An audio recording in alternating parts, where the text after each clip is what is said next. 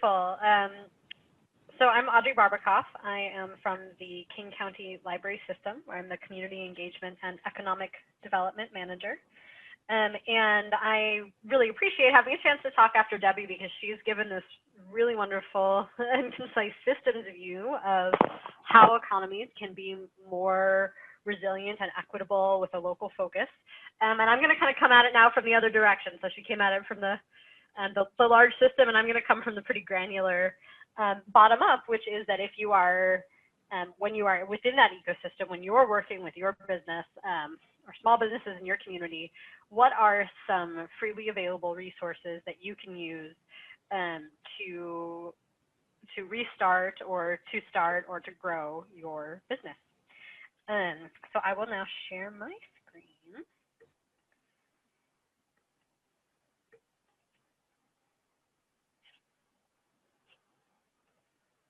Are you able to see my slides? Doesn't look like it. Let's try that again. All right, how about now? Yes, great, wonderful. All right, so I'm going to talk about tools that are freely available to you at your local library that you can use to start or restart your business. And the big thing that I want you to take away is that the library can answer your questions. There is a lot you need to know when it comes to starting or restarting or pivoting your business. And we are here to help you answer them, whatever they are. And even if you don't think they are things that are sort of normally within the purview of a library, you can reach us by phone. You can email us. You can chat 24 hours a day. And we can also help you connect with folks who can provide answers or provide supports that we do not. So if you go to kcls.org/ask, you will find all our contact information. So now to get a little more specific. As a business owner, what are the things that you need to know to thrive? You need to know your customers, right? Who are they? How do you reach them? Your industry, who your competitors are, what they're up to, how the industry as a whole is moving. If you're getting started, kind of what's normal in your industry, what are other folks doing? And then building those business skills too, right? Those sort of general how to manage a business, how to handle, learn new technologies that might help you save money or save time in your business, and then how to get help when you need it. And these are all areas where the library can support you. And essentially, we buy stuff so that you and your businesses don't have to. Of course, we have books, and you can still get those, and we offer curbside pickup now at the majority of our locations. And you can download books as well. We have a very robust ebook offering. We offer premium database subscriptions online, so things that are not available on Google that you might pay for, information or data that you might pay for. We many times have purchased it already so that you do not have to. And then we also offer classes, workshops, and one-on-one help. So these are all things that are that have a cost that we are shouldering, so that you're able to access things. So don't duplicate, lean on us. So I'm going to give you some examples in my presentation, and just to keep it light, I will frame them around my dog, Hermione. So this is Hermione. And all of the examples that I am going to give are going to be from the pet and pet supply store industry. And the point of this just being that kind of whatever industry you're in, whatever your business is, we can find this kind of fairly granular information that's relevant to you. So this is just to give you some fun, concrete examples. So knowing your customers, who they are, what they want, and how to find them. I'm just going to talk through a few of my favorite resources. There are more, of course, but I want to use this kind of limited time we have here to give you a sense of the kinds of things that we might be able to offer, so that you come looking later. So one of my all-time favorite resources, it used to be called Reference USA. It's recently changed its name to Data Axle. And this is a way to get sales leads in terms of your customers. There's a lifestyles function in here. So you can go in and say, I want to see, I'm thinking of starting a custom pet collar accessory business, and or I have one already, and I want to know people who are likely to buy that. Right, so I can go into this resource and say, I want to see people who live in my geographic area, who maybe match certain profiles, who have a really high interest in pets.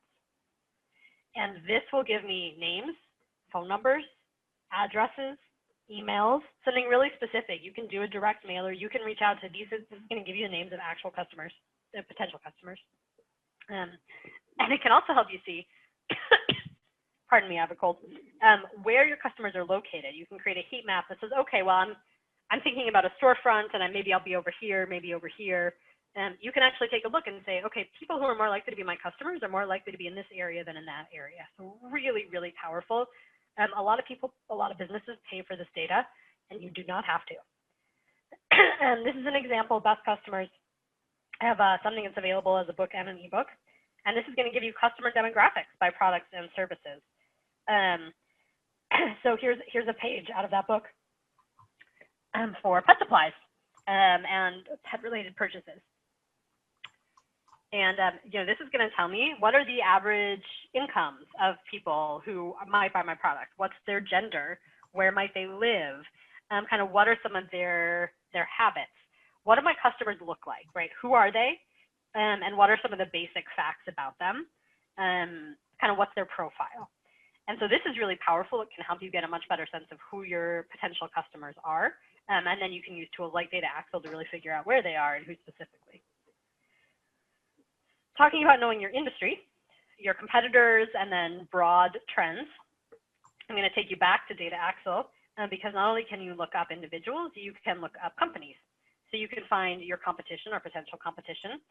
Say, again, I'm thinking about opening a pet store, and where are there already pet stores in my community, right? So I don't open up shop right next to one, or maybe I can find an area that's not well covered yet. You can see who those competitors are by type, by size, by location, by sales volume, by a whole bunch of factors. And you can also use those for industry research, right, to get a sense of people who are doing what you want to do. How long have they been around? How are they doing? How are they spending their money? It can really give you a sense of kind of what the lay of the land is in the industry where you are operating or hoping to operate. There's also a database called ABI Inform, and this includes reports on industry and market trends. So this is, for example, just something I pulled from a report that I pulled up on the pet industry, saying, okay, there is a trend for home cooked and raw pet foods, right? So maybe, again, I'm looking at a couple of products, or I'm thinking about what direction I want to go. This is able to tell me, based on market research, this is the part of the industry that's growing. This is where there's consumer demand. So again, none of this is a replacement for your knowledge of what's going on specifically in your local community and talking with people there, but giving you that sort of broad idea of where you might want to focus. This is really helpful. And also is going to give you general industry forecasts, things like, is this an area that's growing or shrinking, right? What are the big challenges? What are the big risks? Where are the big opportunities? So again, it can really help you get a sense, sort of building that business plan of how you can stand out and what might make your business uniquely successful. I'm going to mention really briefly a really special resource we have called the Foundation Center, and this is specifically for nonprofits. It also benefits artists and students, and it helps you find grants, essentially. And it also has some learning and teaching around how to get grants, right? How to approach foundations, or how to write a grant application. We have some librarians who help with this specifically. It's normally available only in person, but COVID has changed that, and the vendor for this product sort of released a little bit more of it into the wild. So it is now, some of it is available virtually when it previously was not. So that's really cool. And we have some librarians who can really help you learn how to use this and find the grants that you need. So please take a look at the website for this, or reach out if you are a nonprofit. I'm going to talk a little bit about how to build business skills, management, finances, legal skills. I didn't even mention language skills in here, but that's another one. Technology, more. And this is an area where the library is really particularly strong. We can really help you get a lot of great training and knowledge. One of my favorite resources that we have now is called lynda.com. It's also LinkedIn Learning. So if you've ever been on LinkedIn and you've seen them advertising paid courses to you, don't tell anyone on LinkedIn I said this, but don't buy those courses. Take out your library card and come and get them for free via our website. And we have the entire course suite. So you can see I've grabbed a screenshot here just of some management-related training and tutorials, right? There's a whole track in there specifically about business skills, as well as a lot of things related to technology skills. So things like using QuickBooks to manage your finances, but also maybe things like learning some Photoshop skills to level up your marketing game, for example. So tons and tons of business-related learning in here. Also really in-depth technology learning in here. So very, very powerful. And these are great. They're video courses. They're really navigable. They're really user-friendly. They're nice quality. I'll also talk about a resource called the Business Plan Handbook, which is an online resource despite the name handbook. And this is going to give you sample business plans. So I can go in there and I can actually find a pet industry business plan. And usually you can also find one, I could find if I want to start a Petco, right, versus if I want to start a local, something small or just a small, I want to bake pet treats in my kitchen.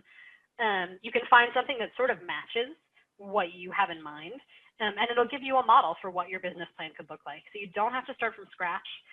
You don't have to have done this before. You don't have to know anything about business planning, but you can come in and really take a look at some examples and see concretely what that might look like, and pull some ideas for yourself. So really, really helpful sample business plans.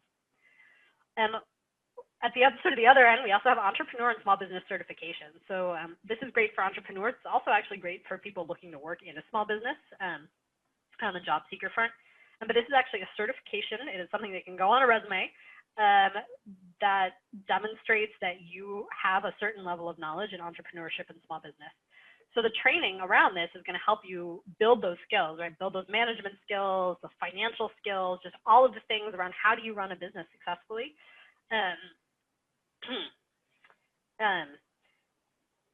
So those you'll learn all of those in leading up to the certification, and then you can take the test, and we subsidize that, so there's no cost to you to take the exam. We also offer a lot of other certifications, all kinds of things, technology, Microsoft products, Adobe products, QuickBooks, so kcls.org/certification, all kinds of great things there. We subscribe to a variety of business journals and magazines, and again, in COVID times, we do this online. So we have databases. We also have a magazine reading app called RB Digital, which is actually really great. Personally, I prefer to read my magazines this way, and you can zoom in. It's glossy. It's a great experience. But things like the Puget Sound Business Journal, the Seattle Daily Journal of Commerce, the Wall Street Journal, again, things that you might pay to subscribe for, you can access those to your library. And of course, I would be remiss if I didn't say, of course, we do have books as well, ranging from pretty general, like how to start up a business, to how to run your pet business, from the general to the specific, and at kind of all varying levels of expertise. So kind of whatever niche you need. Again, you can check these out via curbside, and we do also have them generally online.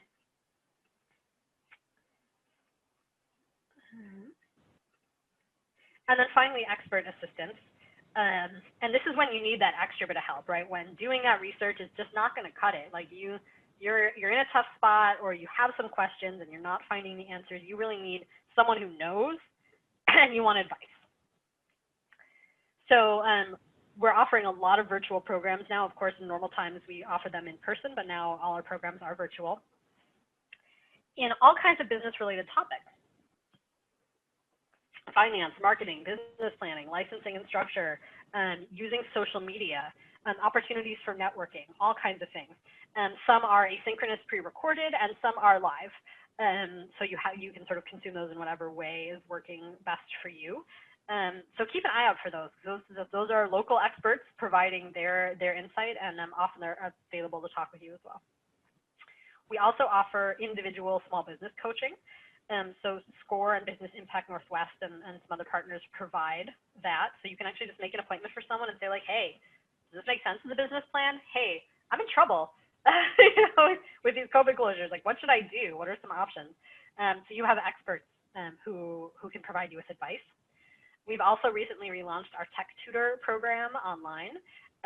So this is any kind of technology help. You can, we're offering it several times a week. You make a one-on-one appointment, and someone can be there to help you learn what you need to know to handle whatever kind of technology that you need or whatever kind of technology problems you're running into. They can help you overcome those.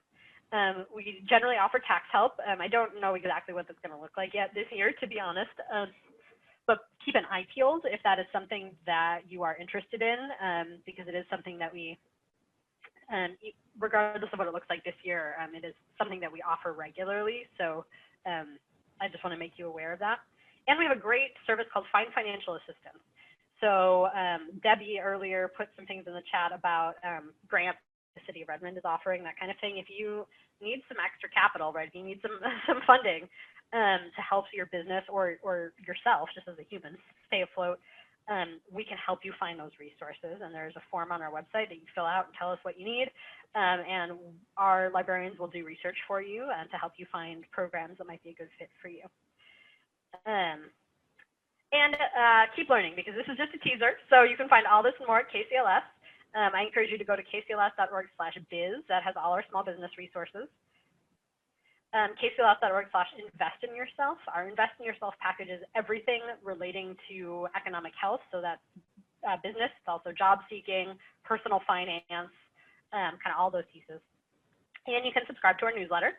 The Invest in Yourself or Job and Business Education newsletter, and you will get monthly updates on programs and things going on at the library. So thank you very much. I will turn it back over. I know I did go over my time, and I just